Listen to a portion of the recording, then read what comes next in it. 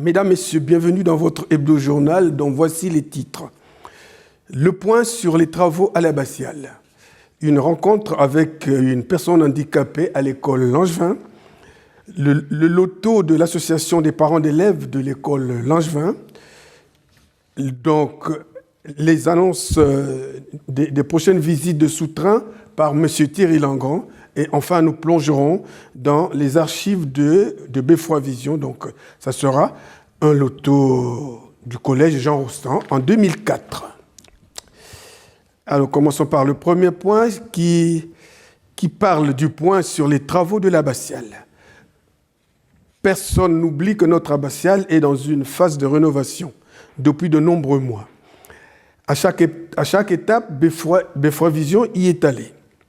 Les travaux ayant bien avancé, nous sommes allés voir à quelle étape étaient donc ces travaux qui se passent maintenant au cœur de l'église.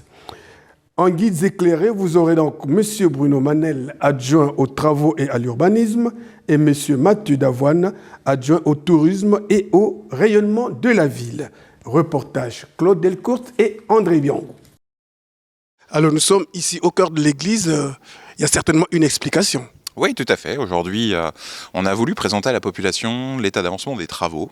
Alors, la partie la plus visible qu'on peut voir aujourd'hui en extérieur, c'est le démontage progressif de l'échafaudage autour du clocher. Et donc, la population a pu voir également sur la façade occidentale le nouveau montage de l'échafaudage qui prend forme également. Alors aujourd'hui, c'est un point de situation à l'intérieur de l'église, simplement pour qu'on puisse voir un peu l'état d'avancement des travaux, voir un peu les raisons aussi principales de la fermeture temporaire de l'église et que la population puisse simplement voir le bon état d'avancement de ce magnifique chantier. Oui, parce que maintenant, il y a certains qui se plaignent un tout petit peu d'aller dans les églises du village, c'est ça? C'est vrai que ça permet de voyager un petit peu dans les églises des villages aux alentours, c'est l'avantage. Oui, effectivement. Alors, l'état de situation concret, on le verra par les images dans la suite, montre qu'effectivement on ne pouvait pas laisser ouvert toute partie de l'église, tout simplement.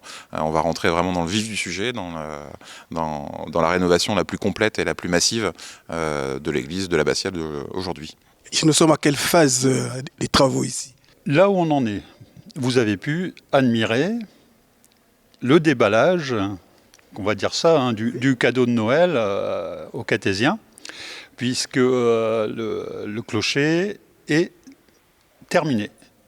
Alors, l'ensemble des pierres changées, les maçonneries refaites. Le Beffroi Vision nous montre régulièrement quand même la manière dont ça a été restauré. Oui.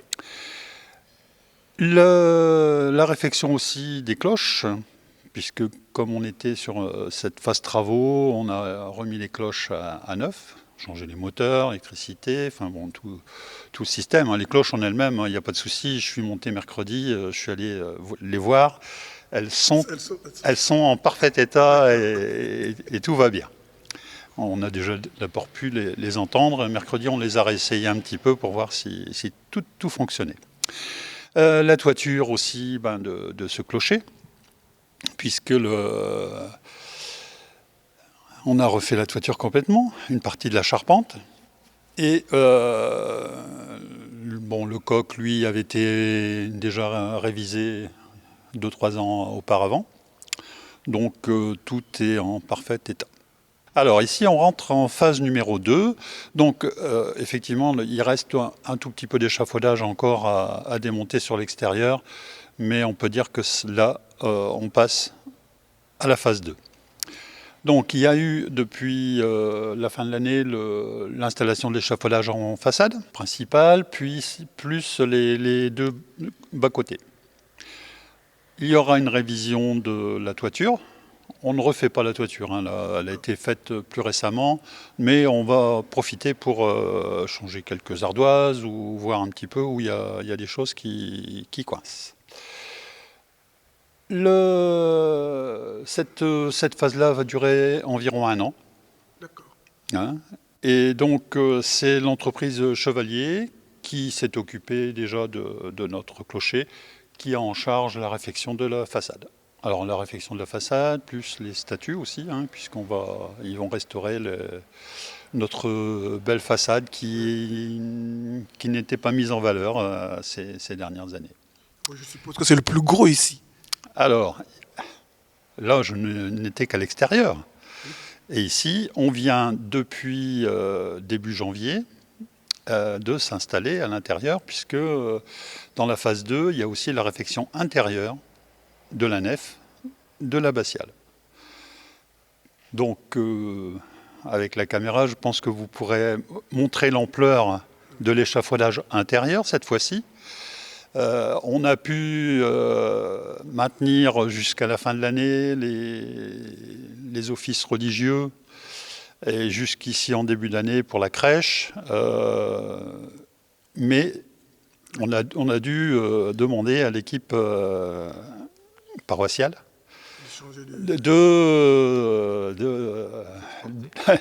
de réfléchir à la manière dont on allait travailler, dont ils allaient pouvoir officier à l'avenir pour une période de 2 ans, puisque l'échafaudage intérieur était installé pour une période de 2 ans.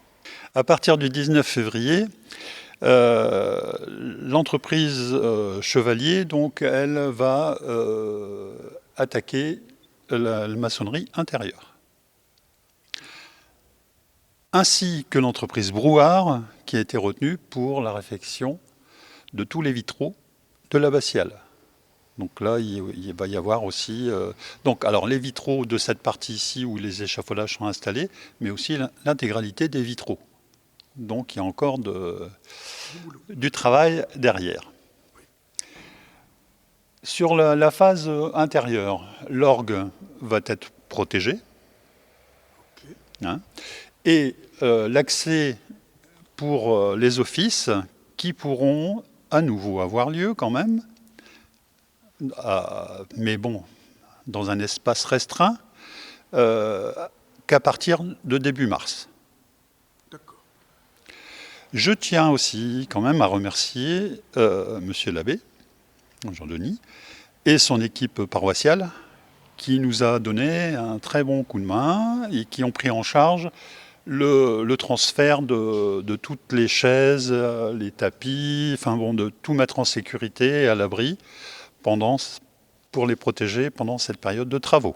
Donc encore merci à toute l'équipe. Alors les vitraux, qu'est-ce que ça va changer pour les fidèles? Alors, ce sont des vitraux qui ont été complètement, qui en fait ont été détruits pendant la Première Guerre mondiale. Donc nos vitraux ont une petite centaine d'années, ils ne sont pas si vieux que ça, à l'échelle de ce que peuvent être d'autres vitraux partout en France. Alors c'est important simplement de pouvoir... Le verre est un matériau vivant, hein. On considère que c'est un liquide d'ailleurs, en termes scientifiques, et effectivement on voit qu'il peut y avoir, sur une période de temps assez longue, comme une centaine d'années, comme on a pu le voir ici, des petits outrages du temps, simplement des décalages dans le cerclage en fait métallique qu'il peut y avoir autour d'un vitrail. Il peut y avoir simplement des jours qui peuvent apparaître, et puis un bon coup de nettoyage, un bon coup de lustrage, de polissage également, qui sera fait dans les ateliers à Lille, donc de l'entreprise Brouard. Donc ça donnera vraiment aussi, c'est simple à dire, mais une forme de clarté nouvelle à l'intérieur de l'église. Et c'est important, c'est incontournable de passer par une rénovation, une réfection de nos vitraux aujourd'hui. Mais effectivement, savoir que l'histoire de nos vitraux, elle est intéressante, hein, parce que l'église était plutôt avec des vitraux blancs avant, enfin l'abbatiale, hein, plutôt dans la partie moyenâgeuse. Et donc ces vitraux qui sont censés apporter la lumière de Dieu finalement, hein, dans l'esprit, effectivement, auront cette vocation nouvelle de pouvoir apporter encore plus de lumière et d'éclairage, on va dire, quand le soleil sera présent pour les offices. Bon, qu'est-ce qu'il faut vraiment dire à nos fidèles? De garder espoir, hein, puisque on est quand même parti sur une de très bonnes voies. On a pu voir déjà, par la première phase des travaux qu'on a à faire à des entreprises spécialisées et efficaces, que le cabinet d'architectes fait son travail, et que la municipalité, de toute façon, est présente à chaque réunion de tous les 15 jours, hein, réunion de chantier, où on est monté régulièrement par l'échafaudage tout en haut du cateau, hein, Bon, j'ai déjà emmené Beffrovision aussi pour pouvoir faire participer l'ensemble des Cartésiens de la belle vue qu'on avait de là-haut. Et donc, on a aussi pu accéder par l'intérieur, là. Là, c'est avec les échelles, où là, c'est un petit peu plus délicat, hein, avec des grandes échelles. Donc là, ce mercredi, c'était là où on réceptionnait les cloches, hein, l'ensemble de ce qu'on appelle campanule. En accord donc avec l'équipe liturgique, ils sont programmés l'ensemble des messes sur l'extérieur, tout en sachant qu'ils pourront, et je pense que des messes seront maintenues quand même dans l'église du Cateau. Alors effectivement, les points sensibles, ce sera pour les mariages, les enterrements malheureusement. Donc patienter encore un petit peu pour pouvoir profiter de l'intégralité des travaux. À partir de quand ils peuvent en profiter? Alors, ici à l'intérieur, il faut encore compter près de 2 ans. Au niveau de l'échafaudage intérieur, j'ai oublié une petite chose, mais qui a son importance. C'est-à-dire que au début mars, quand vous allez pouvoir entrer dans l'église, vous allez rentrer dans un tunnel. C'est-à-dire que tout l'échafaudage sera bâché pour éviter que les poussières, les projections n'atteignent l'abbatiale. Donc il y aura un tunnel depuis l'entrée jusqu'à l'autel, presque, hein, pour permettre l'accès en toute sécurité et en toute propreté aussi, hein, puisque ici en ce moment on a protégé le sol. Sur cette partie-là, la protection sera partie puisqu'il n'y aura pas d'intérêt de la maintenir pour garder un accès agréable à notre église. En conclusion, le chantier fonctionne très bien. Il y a des très bonnes équipes qui y travaillent, même si des fois les Cartésiens sont étonnés que des gens travaillent le samedi sur les échafaudages.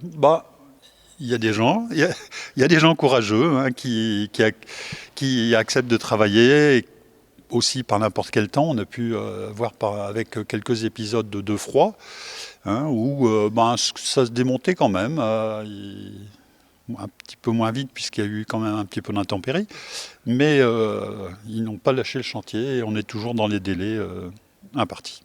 Maintenant, il faut avoir un peu de patience. Il faut effectivement savoir endurer ces phases de travaux. C'est pas toujours ce qu'il y a de plus évident, mais on est absolument certain, et dès le début, hein, de par l'analyse et de par les projections, on sait que le rendu sera absolument magnifique. On sait qu'il y a une grande campagne de restauration aussi, hein, de nos églises, de nos abbatiales, un peu partout en France en ce moment. Ces on va dire, ces 100 ans après la Première Guerre mondiale, après les outrages du temps qu'ont pu subir ces édifices à travers les guerres. Voilà, encore un peu de patience. Dans le courant de l'année 2025, on pourra vraiment apprécier et profiter de la qualité de la rénovation et du choix donc, des entreprises qui a été fait de la manière la plus pertinente possible. Voilà. Merci. Merci. Alors, Jean-Marie, je suis venu en voisin, je m'impose, j'ai vu de la lumière. Je dis, je vais aller voir, et puis je vois mes amis Bruno et Mathieu qui sont en grande conversation avec toi. Je pensais qu'il s'agissait de résultats sportifs. Bon, alors je crois que le Cateau n'a pas perdu à tous les matchs de la semaine dernière, non? Ça va? Bon, alors trêve de plaisanterie. Nous sommes ici dans l'abbatiale extraordinaire. Je vais dire à Bruno et à Mathieu que moi j'ai une expérience extraordinaire de la sacristie dans les années 1950-1960 où j'étais enfant de chœur. Ce ne fut pas votre cas, je ne pense pas. Ouais, Bruno, alors pardon. Alors parce que les vitraux qui ne sont... Les vitraux ne sont pas du Moyen-Âge du tout, c'est le XVIIe siècle. Hein. Le Moyen-Âge c'est 800 ans, mais avant 1500. Alors... les vitraux sont très clairs, effectivement. C'est ce qu'on appelle des grisailles. Pourquoi? Parce qu'il n'y avait pas l'électricité et qu'il fallait voir clair quand on lisait les textes en latin. Mais ces vitraux que nous avons ici sont des vitraux tardifs, c'est des dommages de guerre, mais on manquait de sous, il a fallu attendre à la fin des années 30. Hein, on a c'est comme les cloches, il a fallu qu'on attende très longtemps parce que ça a été des outrages, tout était foutu en l'air, hein. La voûte était percée, on a les photos, c'était dramatique, hein. C'était en octobre 1918 que tout a été foutu en l'air. Alors ces vitraux sont art déco, c'est la vie de Saint-Martin, hein. C'est une bande dessinée. Hein, c'est extraordinaire. Voilà, il n'y a pas besoin de lire le texte. On voit Saint-Martin qui coupe son manteau, le soldat romain qui veut aider un malheureux. Voilà. Bon, alors c'est prodigieux ce que va faire le cabinet de Ronchin, c'est Brouard. C'est eux qui ont fait la copie du vitrail Herbin qui a été répliqué pour le pignon de l'école des filles et être dans l'auditorium du musée Matisse. Bon, alors on a, moi comme voisin, je suis ça de très près, je calcule les horaires d'arrivée des ouvriers, ils me réveillent chaque fois à 7 heures du matin, j'en suis heureux, je dis enfin ça avance, c'est merveilleux, et on a un spectacle inouï. La pierre, telle que l'ont vu ceux de 1610 jusqu'à 1630-35, hein, c'est extraordinaire. On fait revivre 350 ans de vie et on a la vue de nos ancêtres qui, sous l'Ancien Régime, du temps de Louis XIV, quand Fénelon disait la messe dans l'hôtel au bout, là, alors qu'on nous a volé la chasse de Sainte-Maxélande qui est partie à Caudry. On va faire une action avec monsieur le maire pour récupérer ça quand on va faire l'inauguration de la splendeur de notre abbatiale. Bon, alors excusez-moi de toutes ces plaisanteries que je vous dis, mais je parle en cartésien et en ancien enfant de cœur comme Bruno. Hein, alors, on se dit, c'est pas vrai. Je revois le chanoine K qui rentre furibard ici, à toute vitesse, et pour aller dire la messe. Bon, et ma retraite de communion où j'entends parler le chanoine K de Saint François d'Assise et de Jeanne d'Arc. Voilà, c'est toute la vie des Cartésiens, moi comme les autres, et on va remercier toute la municipalité qui a mis tout son poids pour faire cette dépense considérable après l'hôtel de ville. L'hôtel de ville c'est bien, mais nos 2 clochers que voyait Fénelon, puisque le centre de la ville est exactement avec la même structure que maintenant. Hein, et on a plus les poids lourds dans les 2 sens, il y a encore des poids lourds dans un sens, mais il y en a de moins en moins, parce que la police municipale y veille. Bon, je dis de tout et de rien, mais enfin, c'est dire le plaisir que les Cartésiens peuvent avoir de ce retard. Hein. Évidemment, on peut pas, les communions, ça n'aura pas lieu ici, parce que c'est pas possible. Mais monsieur Jean-Denis, l'abbé, va dire la messe là, parce qu'on a les chaises, on peut utiliser le chœur et ça va aller. Hein, voilà. Et pour l'instant, on va aller à Forêt. C'est pas déshonorant d'aller à Forêt. C'est des gens, on s'entend bien avec eux, Bruno. Mathieu, ça va, on n'a pas de difficulté. Allez, voilà. Bon dimanche à tout le monde. Hein, et vive les provisions, c'est quand même une belle chose. Hein. Allez, merci pour toutes ces précisions. Hein. Voilà. Merci Jean-Marie. Alors, parlons donc de la rencontre avec une personne handicapée à l'école Langevin. Objectif: faire comprendre et accepter le handicap. Telle était la mission qui tenait à cœur des étudiants d'une école d'éducateurs qui ont tenu à ramener à l'école Langevin une personne qui excelle dans le handisport. Quelqu'un qu'on qualifierait de multi-handisportif. On peut parler donc des étudiants engagés. Reportage Claude Delcourt.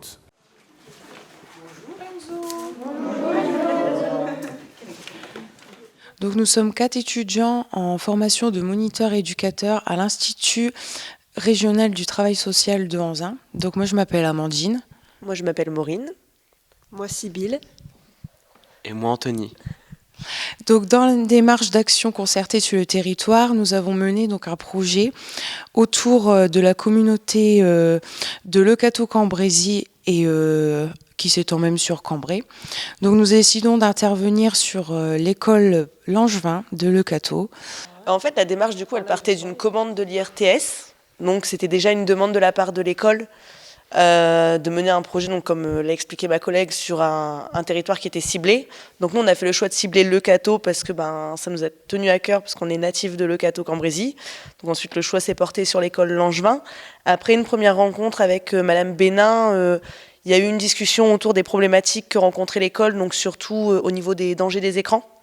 Donc le choix a été fait de sensibiliser d'abord aux dangers des écrans, et pour que c'est un lien avec le projet de l'école qui est autour des Jeux Olympiques, on a décidé en fait de mener une action globale sur la santé en général et tout ce qui en découlait. Donc qui part déjà de la sensibilisation aux écrans, qui amène en fait les écrans amènent à de la sédentarité, qui amène au fait que les jeunes bougent moins, mangent moins bien.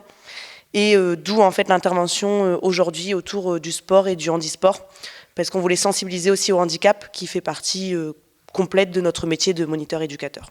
Donc lors de notre première intervention, nous avons sollicité un partenaire qui est au cœur de Leucateau-Cambrésis, c'est-à-dire la gendarmerie. Donc on a accueilli Monsieur Bronchard au sein de l'école afin de proposer aux enfants une sensibilisation autour des dangers des réseaux sociaux, d'Internet, des médias. Ça a été notre fil conducteur pour justement antiquer sur le sport. Donc moi je suis éducatrice, donc monitrice éducatrice au sein de l'ADAPT de Cambrai. Et donc il m'est venu pour moi du coup tout simplement une évidence d'intégrer l'ADAPT au sein de ce projet, puisqu'on parle donc de sport et donc de sport paralympique. Donc aujourd'hui au sein de l'école, nous accueillons donc notre deuxième partenaire qui est donc Frédéric Crousy, donc éducateur sportif, et Enzo De Fina, donc Enzo De Fina qui est un jeune au sein de l'ADAPT et qui pratique également les sports paralympiques. Et aujourd'hui, ils vont venir donc nous expliquer tout simplement une sensibilisation sur le handicap en lui-même, également dérivé sur le sport paralympique, des questions qui ont été préparées en amont par les enfants et donc qui vont être posées à Enzo et à Frédéric.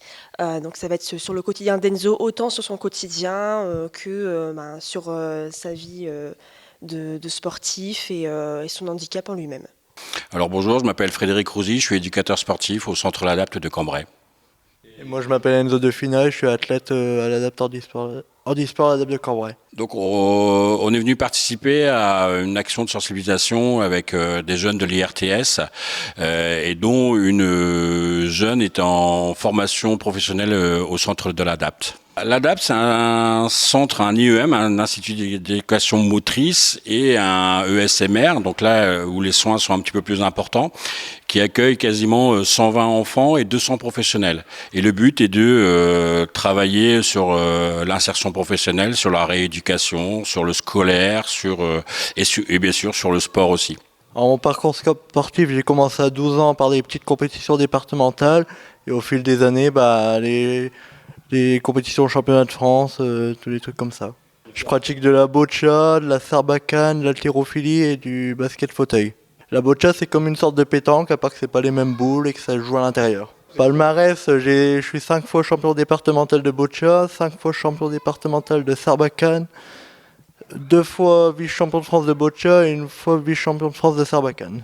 C'était très sympa, beaucoup d'échanges, on voit qu'il y avait beaucoup d'intérêt et suite à leur demande, c'est vrai qu'on avait une préparation de questions, mais en fait il n'y a même pas forcément eu besoin, ils ont été complètement émerveillés, complètement questionnants et par rapport à ça, et je pense que les échanges vont continuer dans 3 semaines parce qu'ils vont venir chez nous au centre l'ADAPT et pour pratiquer, ils vont pratiquer de l'handi-basket, du tir sportif, de la boccia et aussi un petit parcours déficient visuel. Donc voilà.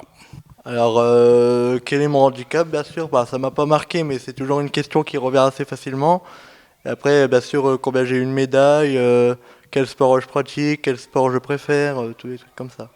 C'est encore un entraînement parce qu'on est parti sur pas mal de sensibilisations qui vont arriver sur les 3-4 prochains mois. C'est vrai qu'avec l'arrivée des Jeux Olympiques et Paralympiques, donc les JOP, on s'entraîne et on va encore se perfectionner pour apporter encore plus d'informations et de sensibilisation à tous ces enfants, ados, pré-ados et futurs adultes surtout. Donc c'est un projet extrêmement intéressant. J'ai les étudiants qui sont venus de l'IRTS qui sont venus me le proposer.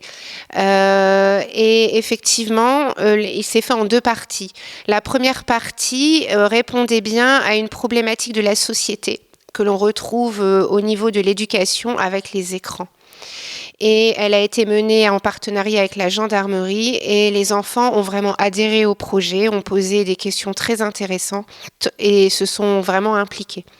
La deuxième partie, nous allons la commencer aujourd'hui, elle concerne le domaine du handicap et effectivement, il est extrêmement important au niveau des jeunes enfants d'évoquer le handicap et le regard sur l'autre. Montrer que la différence peut être aussi une richesse, en fait. Voilà. Donc, est-ce qu'il est prévu un futur dans les très grandes compétitions Jeux paralympiques ? Bah pourquoi pas, à l'avenir, c'est un objectif. Après, il faut de l'entraînement, beaucoup de compétitions, mais c'est un objectif acquis que je vais essayer d'aller chercher. Un grand merci à l'école et un grand merci aux futurs moniteurs éducateurs qui nous ont donné ce plaisir d'être là aujourd'hui parce que c'est surtout important, parce que la sensibilisation est encore un long chemin pour que l'ensemble de nos jeunes, de nos enfants perçoivent un petit peu mieux la situation de handicap. J'ai retenu qu'il fallait apprendre, il ne fallait pas abandonner et que c'est quand même difficile à manipuler, que c'est pas très facile mais si on essaye, on y arrive toujours. Eh ben, en premier, à la place de regarder qu'est-ce qu'on voit, eh ben faut juste savoir faut être sûr de soi et ne pas se dire je vais pas y arriver alors qu'au final on va toujours réussir à faire quelque chose de bien. Faut toujours donner le meilleur de soi-même et c'est tout. Voilà. Qu'il ne faut jamais sous-estimer les personnes qui ont un handicap et aussi qu'on peut tous arriver à faire les sports qu'on a envie quand on est motivé. Déjà, dans le monde du sport, il y a plus de choses qui en paraît et que les handicapés n'ont pas toujours leur place. Voilà. Ce que j'ai retenu, c'est que un peu comme pareil, à peu près comme les autres, et que le sport paralympique n'est pas vraiment pareil que les sports normaux. Voilà. Qu'il y aura toujours une fonction pour le handicap partout. À Paris, à Lyon, je sais pas, mais il y aura toujours un moyen de passer les étapes.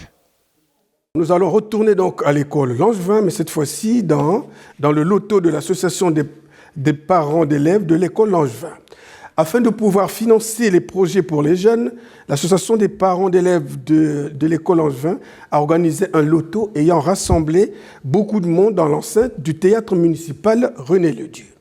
Au micro de Beffroi Vision, les explications de Madame Léa Verrier, présidente de l'association des parents d'élèves de l'école Langevin, dans un reportage de Claude Delcourt.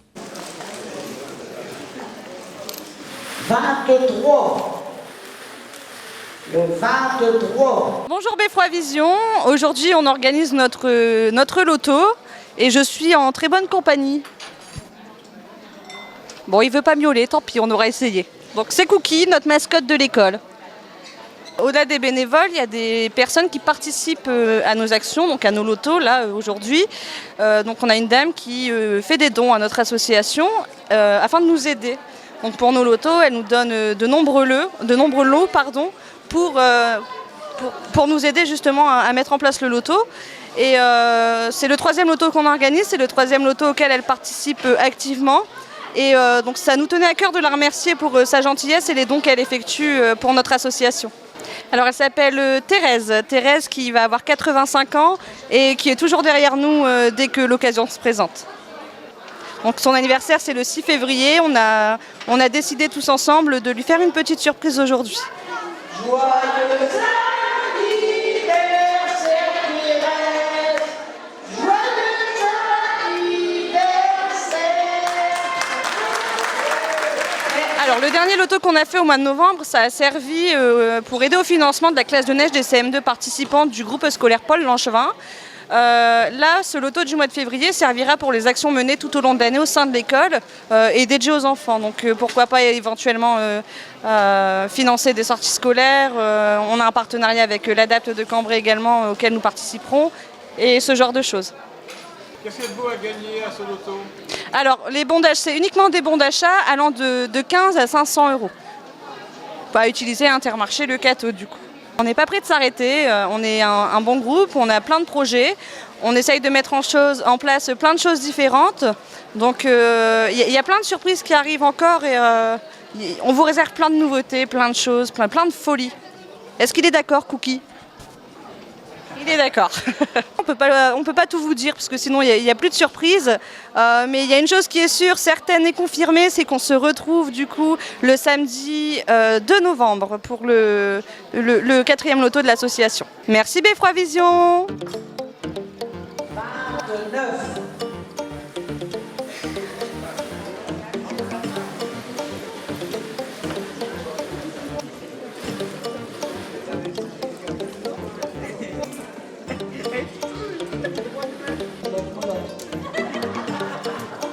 Le 4.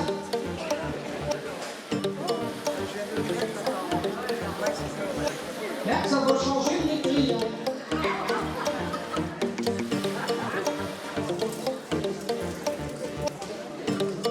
Le 40.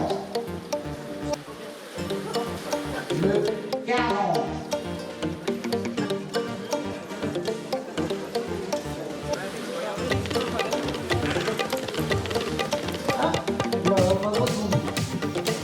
Le 6.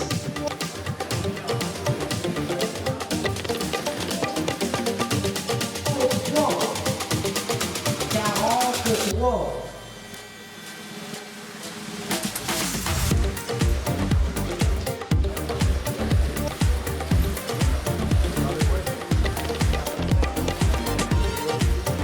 Quand vous êtes ça, je vous demande que vous êtes plus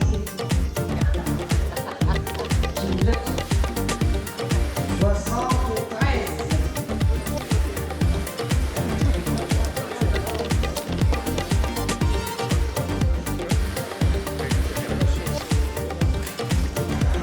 Et merci.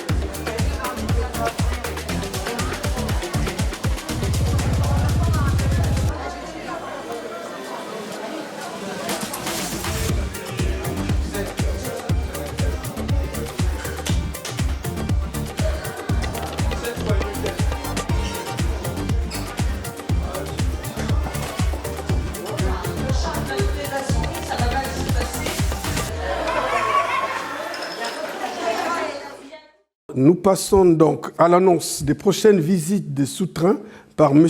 Thierry Langrand. Comme vous le savez, le Cateau Cambrésis possède des terrains, des souterrains qu'on ne visite pas n'importe quand. C'est pourquoi nous vous laissons en compagnie de M. Thierry Langrand qui vous explique les démarches avec M. Thierry Langrand, vous aurez donc les détails des visites. Il a été accosté par Claude Delcourte qui vous a rapporté ceci. Bonjour, en ce début du mois de février, les souterrains municipaux, dont l'entrée se trouve sous le beffroi, vont réouvrir à la visite. Alors nous vous invitons nombreuses et nombreux, toutes les Catésiens et autres touristes, curieux de l'histoire de notre très vieille ville, nous vous invitons à vous inscrire auprès du bureau d'information touristique du Cateau pour des visites des souterrains. Alors en période scolaire, chaque premier et troisième samedi du mois, et en période de vacances scolaires, chaque samedi du mois. Cette visite est très instructive, ça nous plonge dans les entrailles de notre vieille cité, des souterrains. Alors évidemment, nous réservons les secrets les plus intimes des souterrains aux visiteurs, mais je peux déjà vous dire que ces souterrains très anciens, qui datent du 16e, 15e, 16e siècle, et peut-être même avant, révèlent à toutes sortes de surprises, et c'est un vrai catalogue de l'histoire de notre ville.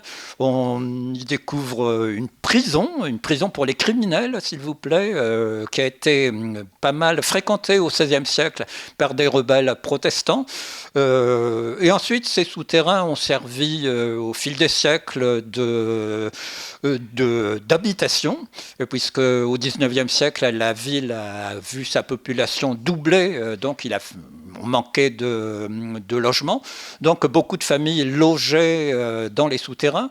Et puis aussi les commerçants, les artisans qui manquaient de lieux de stockage ont investi ces souterrains comme lieu de stockage de leurs marchandises.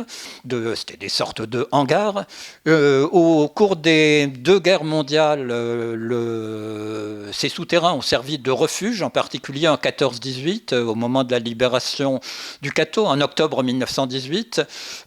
Beaucoup de civils qui étaient restés imprudemment dans leurs maisons en ville ont trouvé refuge dans ces souterrains, où malheureusement beaucoup ont perdu la vie à cause des gaz toxiques.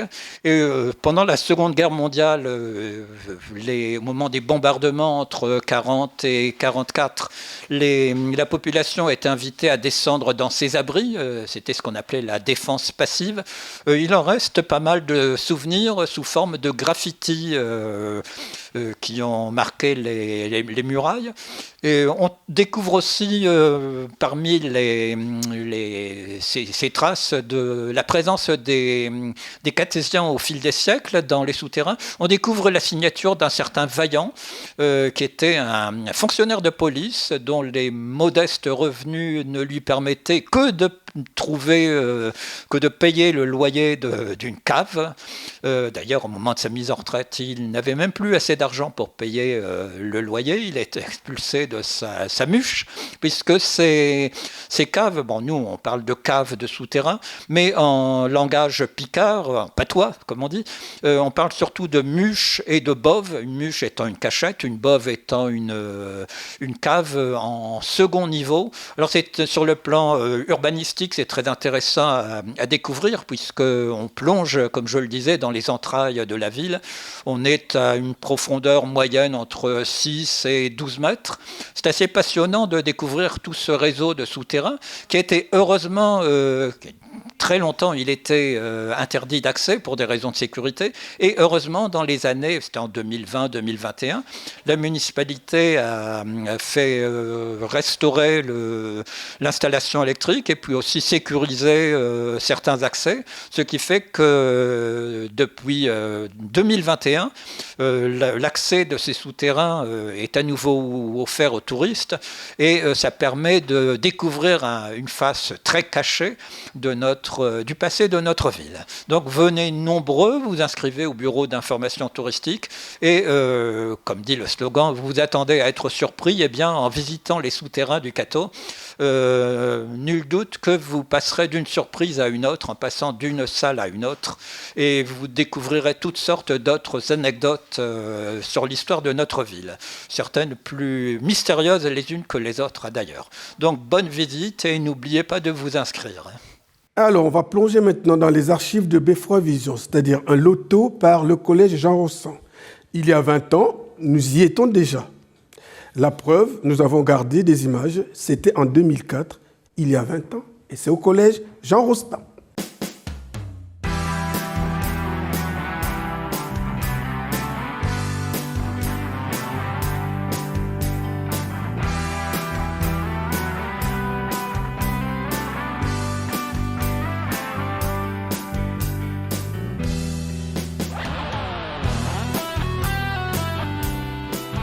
Loto du collège Jean Rostand. Les bénéfices serviront à l'envoi d'une centaine d'élèves en classe de neige.